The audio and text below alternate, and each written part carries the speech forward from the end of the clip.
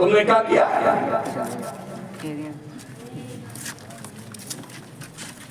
ایک بھول سوار ہے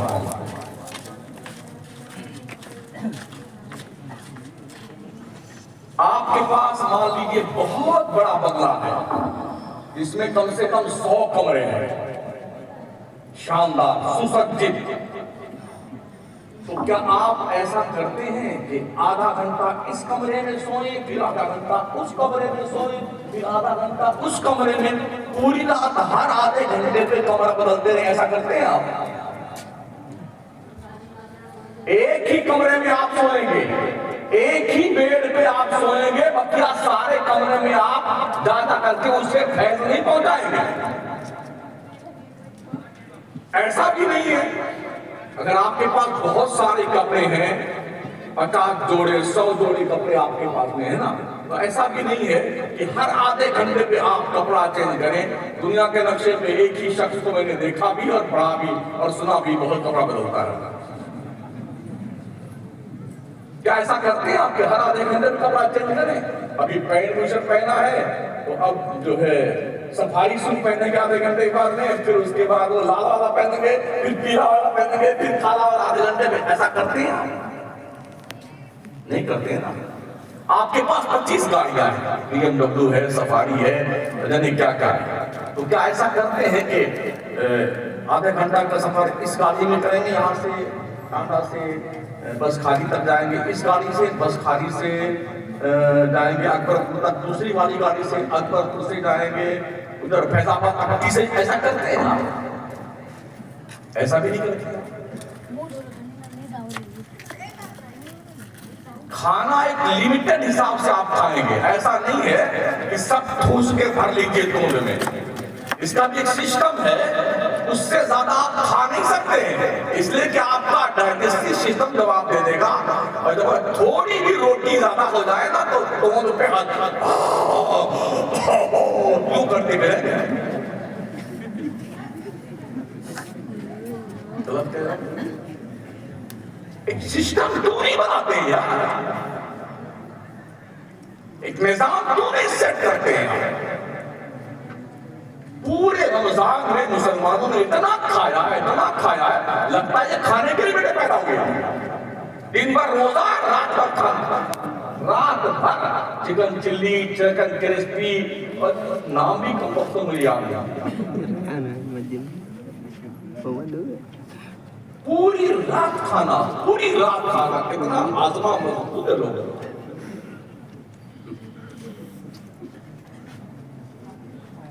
جبکہ کم کھانے کا حکم دیا گیا۔ اللہ کے نبی علیہ السلام فرماتے ہیں کہ اپنے بھوک کے 3 حصے کر لو، ایک حصہ کھانا کھاؤ، ایک حصے میں پانی پیو، اور ایک حصہ سانس لینے کے لیے چھوڑ دو۔ یہاں تک ٹھوس کے مت کھا لینا کہ ڈکا لینی پڑ جائے۔ مگر جب ٹوٹ کے بیٹھتے ہیں لوگ کھانے کے لیے، حضرت فرما رہے تھے نا 250 براتی، کم ہی بتائے انہوں نے، 500 براتی آتے ہیں، 500 براتی۔ قسم خدا کی یہ مسلمان اتنا مارا جائے گا، اس مردود کی شکل بگڑ جائے گی۔ ہاں دھیان رکھنا، ہماری نبی کوئی بارات لے کے نہیں گئے، کسی صحابی کی کوئی بارات ہم نے کتابیں نہیں پڑھا۔ تابعین، تبع تابعین، بزرگان دین، اولیاء کاملین، کوئی بارات لے کے نہیں گیا۔ 5-10 لوگ بیٹے نکاح ہوا، یہ صاحب ختم، دعا مانگی گئی۔ آج اللہ اکبر، بیٹی کا حق جو باپ کی پراپرٹی میں ہے وہ دینے میں موت آتی ہے، مگر صاحب یہ کھانا، یہ کباڑ، یہ موٹر سائیکل پھٹپٹیا۔ کمال یہ ہے کہ لوگ زکوٰۃ کے پیسے دے کر اپنی طرف سے کھانا کھلا دیتے ہیں سارے باراتیوں کو، ہے نا؟ کس نے کہا؟ صرف سرید کھلایا تھا حضور نے ولیمہ، اپنے ولیمہ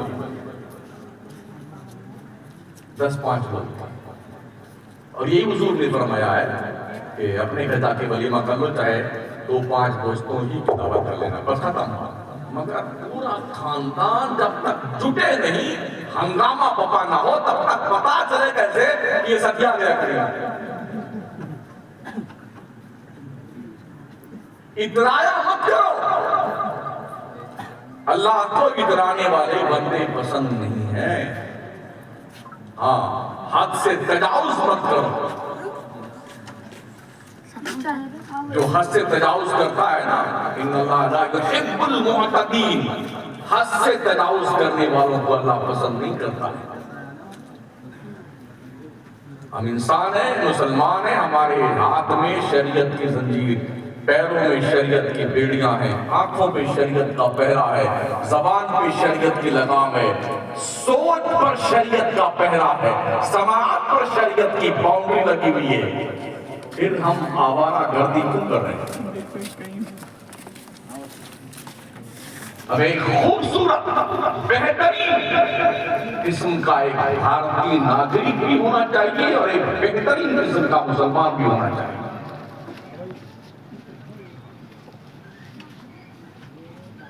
اگر اب تک ہم نے اپنی زندگی کے معاملات کے حساب نہیں دیکھے ہیں تو پھر سے دیکھنے کی کوشش کی۔ یاد رکھیے، اللہ کی پکڑ سے کوئی بچا نہیں سکتا ساتھ، دل صاف رہو۔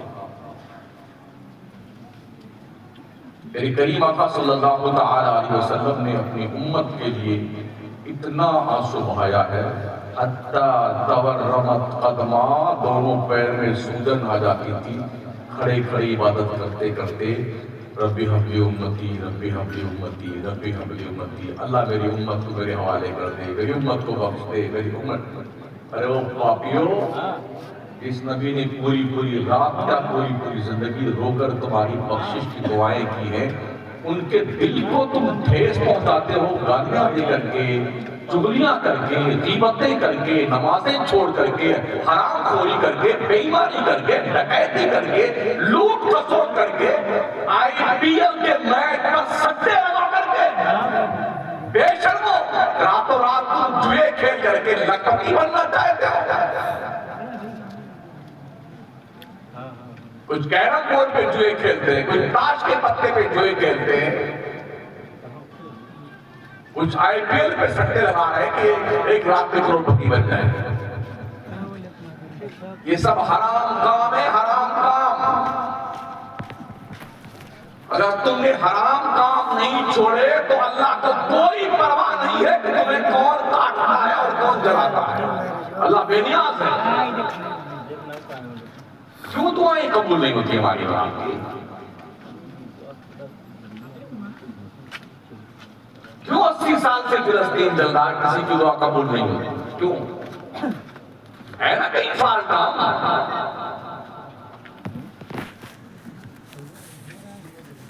ابھی ایک دن صاحب ہیلی کاپٹر نہیں جاتا، ہاں ہیلی کاپٹر بھی چلتے ہیں پیر لوگ۔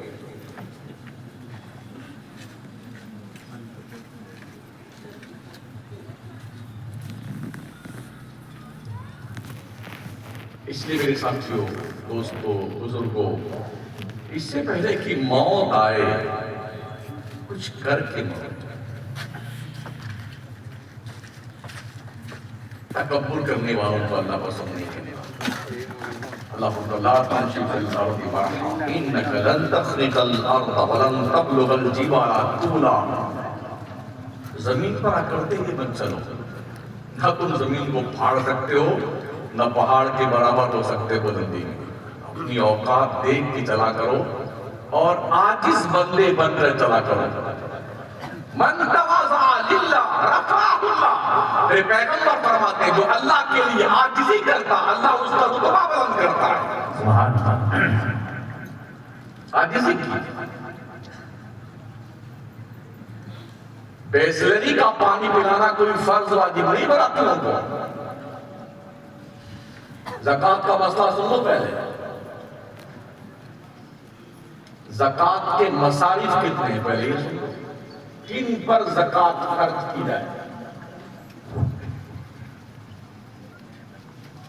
فقیر مسکین، عامل، رقاب، غارم، فی سبیل اللہ، ابن السبیل، یہ 7 لوگ ہیں جن پر زکوٰۃ اور فطرے کی رقم خرچ کی جا سکتی ہے۔ سن رہے؟ اب ان کی تشریح سن لیں۔ فقیر کسے کہتے ہیں؟ فقیر اسے کہتے ہیں جس کے پاس کچھ ہو مگر اتنا نہ ہو کہ وہ نصاب کو پہنچ جائے۔ اگر نصاب کو پہنچتا ہے لیکن وہ قرض دار ہے، اسے فقیر کہتے ہیں۔ فقیر آدمی کو سوال کرنا حرام ہے۔ آپ دیں تو اس کو لینا جائز ہے لیکن سوال کرنا حرام ہے۔ مسکین کسے کہتے ہیں؟ مسکین اسے کہتے ہیں جس کے سر چھپانے کے لیے جگہ بھی نہ ہو، صبح کھا لیا تو دوپہر اور شام کا پتہ بھی نہ ہو، اسے مسکین کہتے ہیں۔ تو مسکین کو سوال کرنا بھی جائز ہے اور کوئی دیتا ہے تو لینا بھی جائز ہے۔ اب مجھے بتائیے، جتنے لوگ مانگنے آتے ہیں کیا آپ بتا سکتے ہیں اس میں مسکین کون ہے اور فقیر کون ہے؟ بتا سکتے ہیں آپ؟ اس سال رمضان شریف سے پہلے 300 دوسری برادری کے لوگ بارہ بنکی ضلع سے پکڑ کر کے گجرات کے علاقے میں لے جائے گئے، جوناگڑھ کے علاقے میں، جہاں پر انہیں کرتا پجامہ اور عورتوں کو نقاب پہنا کر کے مانگنے کے لیے بھیجا گیا۔ اب تو ان کو مانگنے کے کچھ کہنا بھی نہیں پڑتا ہے، وہ ٹیپ ریکارڈ لگا ہوا ہے، اس ٹیپ ریکارڈ میں ان کے گلے میں اچھے اچھے نعت خواں اور شاعر لڑکے ہوئے ہیں۔ کوئی نعت سنا رہا ہے، اور چاہے کسی اسٹیٹ میں چلے جائیں ایک ہی زبان میں، اردو زبان میں جو ہے وہ مانگنے کا، ارے بہت غریب آدمی ہے، اپنے گھروں سے نکل کے اس کے حالات دیکھیں، یہ کوئی رکشے بیٹھا ہوا ہے، یہ ریڑھی بیٹھا ہوا ہے، اس کی ٹانگ کٹی ہوئی ہے، اس کا کوئی کمانے والا نہیں ہے۔ ایک ہی لینگویج، تمل ناڈو میں جائے تو یہی لینگویج، گجرات میں جائے تو یہی لینگویج۔ ان سب کے سربراہ لوگ جو ان کے باس ہوتے ہیں، انہیں 300-400 روپے دہاڑی دیتے ہیں اور دن بھر جو وصولتے ہیں سب وصول کر کے اپنے آقا کو دے کے آتے ہیں۔ بمبئی میں انہیں پکڑا گیا تو کئی کروڑوں، لاکھوں کروڑ کی پراپرٹی اور بنگلے اس شخص کے بمبئی موجود ہیں جو سب کو بھیک منگواتا ہے۔ تو اب آپ کو پتا نہیں کہ فقیر کون ہے اور غریب کون ہے، مسکین کون ہے۔ اب تیسرا نمبر آتا ہے عامل کا۔ عامل کسے کہتے ہیں؟ یہ سن لو، بہت ضروری مسئلہ ہے۔ عامل کہتے ہیں جو زکوٰۃ وصولنے پر مامور ہو، جو زکوٰۃ وصولنے جائے اسے عامل کہتے ہیں۔ اس عامل کے بارے میں شریعت کا حکم یہ ہے کہ وہ عامل اپنے اور اپنے مددگاروں کے ذریعے سے جو زکوٰۃ وصولتا ہے اسے اتنا دے دیا جائے جس سے اس کا خرچہ اور اس کے معاونین کا خرچہ گزر بسر ہو جائے۔ تقریباً 50% تک اسے دینے کا شریعت نے حکم دیا۔ والعاملین، یہ قرآن کا لفظ ہے۔ یہ تین ہو گئے۔ غارم، غارم کسے کہتے ہیں؟ قرض دار۔ کوئی شخص قرضے میں ڈوبا ہوا، گھر تو بڑا عالیشان ہے، 1 لاکھ کا 1 کروڑ کا ہے گھر، 10 کروڑ کا ہے، لیکن پیسے اس کے پاس نہیں، قرض میں ڈوبا ہوا ہے۔ کوئی اس کے پاس سبیل نہیں ہے کہ وہ قرضہ ادا کرے، تو اس کو بھی قرضہ دیا جا سکتا ہے تاکہ وہ زکوٰۃ دی جا سکتی ہے تاکہ وہ اپنے گردن کو چھڑا لے قرضہ دے کر۔ یہ غارم ہو گیا۔ 5واں نمبر آتا ہے رقاب کا۔ رقاب کسے کہتے ہیں؟ رقاب کہتے ہیں غلام کو۔ غلام کا کانسیپٹ آج کی تاریخ میں پوری دنیا میں کہیں نہیں۔ پہلے زمانے میں غلام ہوا کرتے تھے جنہیں خریدا اور بیچا جاتا تھا، تو تو غلام زکات لے کر کے اپنے مالک کو دیتا تھا، بدلے کتابت کرتا تھا، اور اس بدلے کے ذریعے سے پیسہ لے کر کے آقا جو ہے غلام کو آزاد کر دیتا تھا، گردن اس کی چھوڑ دیتا تھا، تم تو ہم آزاد کرتے ہیں، اسے کہتے ہیں رقاب۔ یہ رقاب کا کانسیپٹ ختم ہو گیا۔ تو نہ فقیر کا پتہ ہے آپ کو، نہ مسکین کا پتہ ہے۔ رقاب ایسے بھی غائب ہے۔ اب کتنے بچے؟ 4۔ عامل، غارب، فی سبیل اللہ، ابن السبیل۔ 5 کی ڈیفینیشن میں نے بتا دی، اب چھٹا سن لیجیے۔ فی سبیل اللہ کسے کہتے ہیں؟ فی سبیل اللہ میں آتا ہے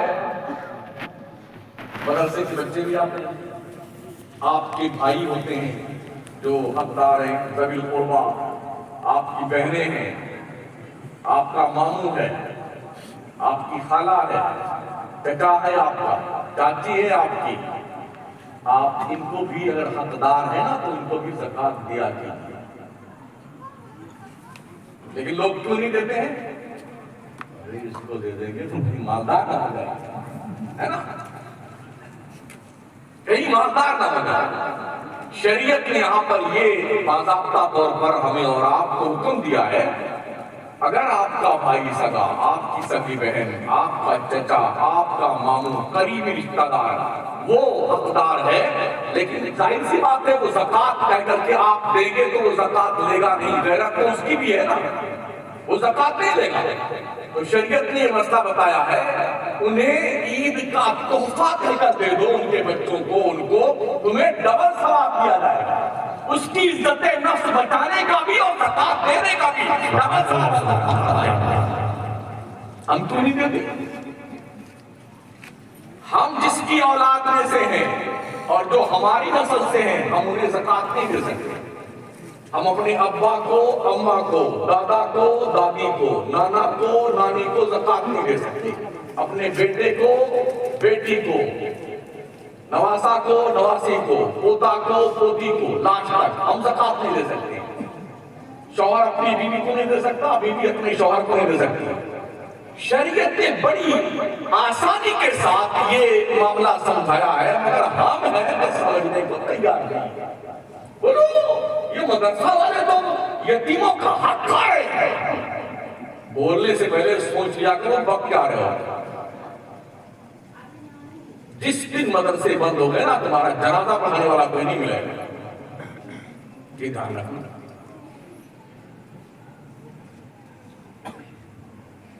اسلام کے مجاہد یہیں سے پیدا ہوتے ہیں۔ مجاہد کا مطلب جانتے کیا ہوتا ہے؟ جد و جہد کرنے والا۔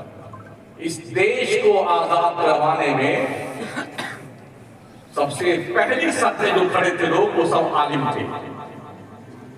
علامہ فضل حق خیر آبادی اور ان کی پوری ٹیم جٹی ہوئی تھی۔ جب انگریزوں سے جنگ ہوئی، جو لوگ چمچا گیری کر کے انگریزوں کی جوتوں میں پالش لگا رہے تھے نا، اس وقت بھی مسلمان قربانی دے کر کے بہادر شاہ ظفر رنگون کی جیل میں مر کر کے اور اپنی قبر میں گیا، لیکن اس نے سمجھوتا نہیں کیا انگریز سے۔ ہماری قربانیاں دیش کے لیے اتنی زیادہ ہیں کہ سونے کے پانی سے لکھا جائے تو بھی حق ادا نہیں ہوگا۔ یہ مدرسوں نے قربانیاں دی۔ ہم کہتے ہیں کہ زکات نہیں دینا چاہیے، ان کو مدرسوں ہم آج ہی اعلان کرتے ہیں زکات بند مدرسے دیجیے نا، امداد کیوں نہیں دیتے؟ 2.5% زکات اگر یہ نہ ہوتی نا تو نہ ہماری مسجدوں میں کوئی امام ملتا ہے، نہ ہمارے بچوں کو پڑھانے والا کوئی مولانا نہیں۔ یہی لوگ نہیں دیتے، بہانے بنا لیتے ہیں، وہ یوں ہو گیا اور تھوڑا یوں ہو گیا اور یوں ہو گیا، بیٹے بھاگ جاتے ہیں، وہ پھر نہیں دے رہا ہوں، ابھی زکات نہ دینا پڑے۔ حساب تو اللہ لے گا نا۔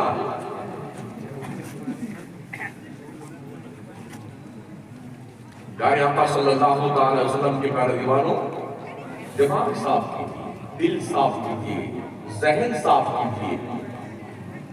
یوم لا ينفع مال ولا بنون الا من اتى الله بقلب سلیم۔ اللہ فرماتا حشر کے میدان میں نہ تمہارا مال تمہیں فائدہ دے گا، نہ تمہاری اولاد تمہیں فائدہ دے گی، ہاں اگر تم اپنا دل سلامتی کے ساتھ لے کے گئے نا تقویٰ پرہیزگاری کے ساتھ میں تو یہی تمہارے کام آنے والا۔ ٹٹولے اپنے دل کو، ٹٹولے، دل صاف ہے کہ نہیں؟ کینہ بغض سے بھرا ہوا ہے، حسد سے بھرا ہوا ہے، دن بھر میری میری کرنے میں مسلمان لگا ہوا ہے، خرافات کرنے میں لگا ہوا ہے، وہ زندگی برباد کرتے ہو۔ ایک تو بہت مختصر سی عمر دی ہے اللہ نے ہمیں اور آپ کو۔ ہمارے آقا فرماتے ہیں ہماری امت کی عمر طبعی 60 سال سے 70 سال کے بیچ میں ہے، اسی میں ٹپک جاتے ہیں، بس ختم کہانی۔ اس میں بھی یہ حالت ہے ہماری، بیٹھے بیٹھے کیوں کھینچ کر کے لائن ملیر سینٹ کھیل رہے ہیں 2 گھنٹہ بیٹھے، ایک دن ملیر سینٹ کہتے ہیں نا ہاں بات ہوتی، ہاں بیٹھے بیٹھے ٹائم پاس کرتے ہو۔ اپنے آپ کا جائزہ